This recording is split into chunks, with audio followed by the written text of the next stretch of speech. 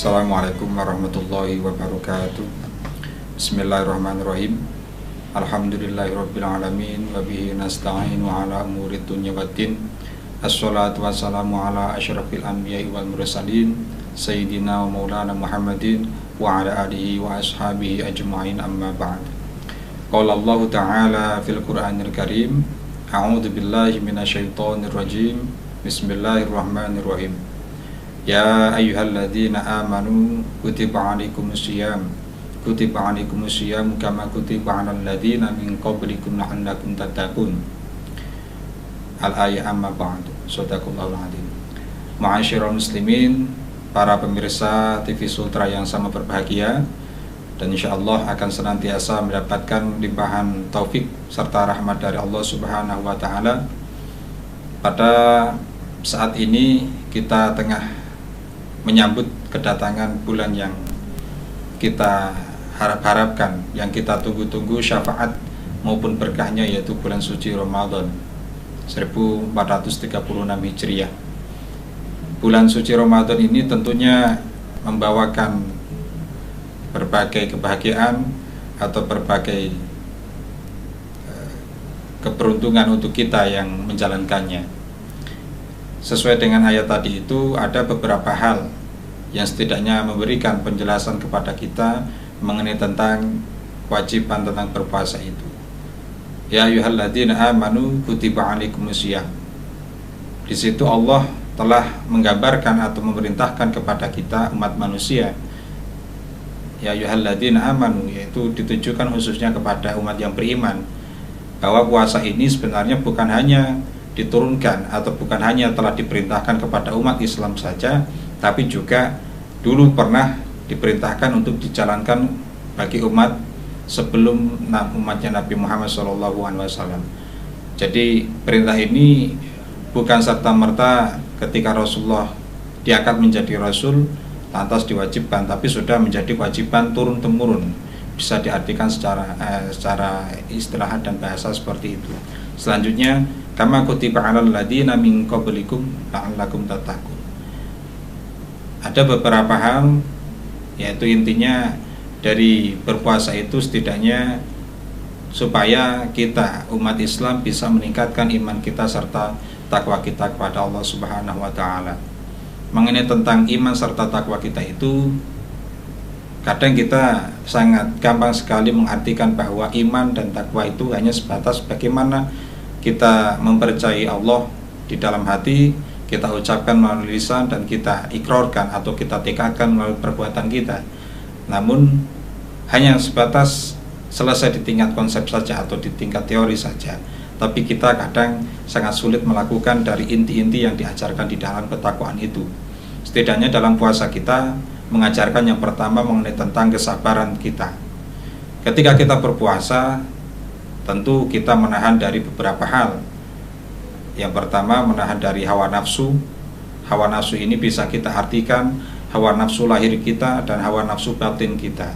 Kalau lahir kita menyangkut tentang aspek fisikal atau aspek yang sangat terlihat oleh mata, misalnya panca indera kita, itu hanya sebatas aspek seperti itu. Nah, kalau misalnya kita bisa mengekang hawa nafsu, yang dilakukan oleh anggota tubuh kita ini masih sebatas puasanya orang-orang awam. Selanjutnya, tingkatan yang kedua mengenai tentang berpuasa ini atau kesabaran ini, yaitu kesabarannya para alim ulama atau orang-orang yang diberikan oleh Allah anugerah ilmu yang luas serta ilmu yang bisa bermanfaat bagi dirinya dan orang lain. Yaitu bagaimana puasanya, selain mereka menahan hawa nafsu secara fisik, mereka juga sebisanya menahan hawa nafsu dari dalam, dari hatinya. Ini puasanya lebih khusus lagi, tingkatannya lebih berat lagi. Selanjutnya, ini mengenai tentang bagaimana kita bisa mencegah kerusakan daripada kita melakukan kemaslahatan atau kebaikan yang baru, yang belum tentu ukurannya sama seperti kebaikan yang diharapkan oleh orang lain. Di dalam konsep berpuasa juga dikenal dengan darul mafasidu muqaddamu ala jalbil masolih. Mencegah kerusakan itu lebih harus didahulukan, lebih harus kita utamakan daripada menciptakan kebaikan yang baru. Selanjutnya tingkatan yang terakhir atau yang ketiga adalah tingkatannya orang yang berpuasa khawasul khawas, atau tingkatannya orang di atas ilmu ini, yaitu puasanya para nabi atau puasanya para rasul utusan Allah. Bagaimana bentuknya? Puasanya para rasul itu bukan hanya sekedar mengekang hawa nafsu secara lahir, tapi juga mengekang hawa nafsu batinnya, dan puasa ini dijadikan sebagai media di dalam mereka bertakarrub ilallah atau mendekatkan diri kepada Allah, dan fafirru ilallah, mencoba mengejar ridhonya Allah. Nah, jika kita bisa mencontoh, setidaknya kita bisa mencontoh kebaikan atau mencontoh apa yang dituntunkan para utusan Allah itu kepada kita, maka puasa yang kita jalankan ini setidaknya bisa membawa keberkahan bagi kita. Dan di dalam puasa ini, selain mengenai tentang iman itu, kita juga dituntut untuk lebih berani. Artinya lebih berani di dalam meninggalkan tadi itu hawa nafsu, meninggalkan sifat buruk kita, meninggalkan kekurangan atau kejelekan kita. Hal ini pernah dicontohkan dalam kehidupan Rasulullah dan kehidupan para sahabat yang lain. Ketika Islam itu datang, dari sedikit demi sedikit, maka kebiasaan buruk pada masa jahiliyah atau masa pra-Islam itu mulai ditinggalkan oleh para sahabat. Salah satunya yaitu meminum minuman keras. Ketika datang atau ketika turun ayat innamal khamru wal maisir wal ansab wal azlamu rijsum min amri syaiton, mengenai tentang keharaman khamr itu, maka serta merta para sahabat langsung meninggalkan kebiasaan buruk itu. Konteks ketika kalau kita tarik konteks kekiniannya, yaitu ayat itu mencoba memberikan pemahaman kepada kita bahwa dengan kita memasuki agama Islam ini, kita harus berani. Ketika kita meyakini agama Islam ini sebagai jalan kebenaran, maka kita harus mematuhi apapun yang ada di dalamnya.